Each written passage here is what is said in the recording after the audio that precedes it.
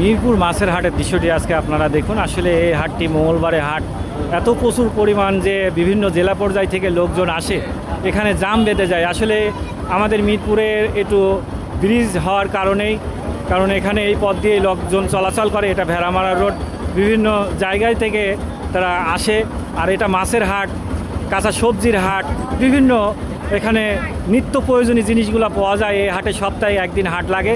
আসলে হাটটি লাগলে এই হাটে যে এত প্রচুর পরিমাণ ভিড় জাম হয়, আসলে বলে বোঝানো যাবে না। আপনারা জানেন মিরপুর উপজেলার প্রাণকেন্দ্রেই যে জিকে খালের উপরে যে ভেড়ামারাতে রোডটি গেল, আসলে মঙ্গলবার হাট লাগলেই এখানে জাম বেঁধে যায়।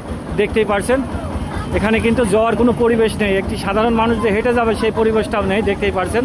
কারণ আমাদের মিরপুর বাজারে যে জিকে খালের উপরে যে ব্রিজটার নির্মাণ কাজ চলছে, আসলে এই ব্রিজটা অনেক দ্রুত হওয়ার কথা, আসলে অনেক লেট হয়ে গেছে।